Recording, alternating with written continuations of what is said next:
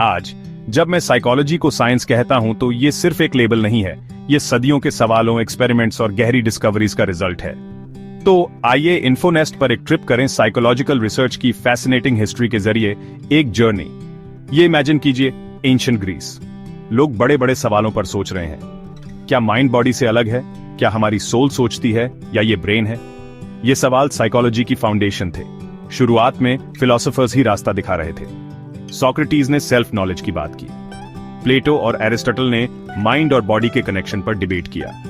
लेकिन उनकी सारी विजडम के बावजूद ये सिर्फ फिलोसॉफिकल थिंकिंग थी, साइंस नहीं। 19th सेंचुरी में सब कुछ बदल गया। 1879 में विल्हेल्म वुंड ने जर्मनी में पहली साइकोलॉजिकल लैबोरेटरी खोली। वुंड ने रियल एक्सपेरिमेंट्स के साथ ह्यूमन थॉट और एक्सपीरियंस को मेजर किया। उनका मानना था, हम जो एक्सपीरियंस करते हैं उसे असल में मेजर किया जा सकता है। और इसी तरह साइकोलॉजी का जन्म हुआ, एक ट्रू साइंस के रूप में। इसके बाद नए आइडियाज की एक वेव आई। स्ट्रक्चरलिज्म, जिसे वुंड और टिचनर ने लीड किया, एक्सपीरियंस को छोटे छोटे पार्ट्स में तोड़ता था।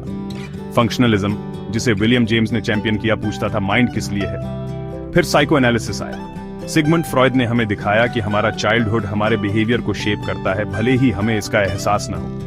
बिहेवियरिज्म, वॉटसन और स्किनर की बदौलत ने तर्क दिया कि केवल विजिबल बिहेवियर ही साइंस में गिना जाता है। गेस्टाल्ट थिंकर्स ने जोर दिया कि माइंड चीजों को एक पूरे के रूप में देखता है, न कि सिर्फ टुकड़ों में। और ह्यूमनिस्टिक साइकोलॉजी ने हमारी इनर स्पिरिट, फ्रीडम और ग्रो करने की डिजायर पर फोकस किया। साइकोलॉजी सिर्फ एक वेस्टर्न जर्नी नहीं थी। इंडिया में ये ऑफिशियली 1916 में कलकत्ता यूनिवर्सिटी में शुरू हुई, फिर दिल्ली, बनारस, इलाहाबाद और बैंगलोर में बढ़ी।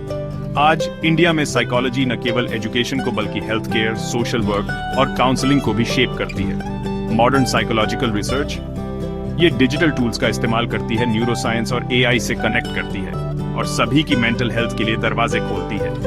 ये एक लंबी जर्नी रही है, लेकिन एक जरूरी जर्नी।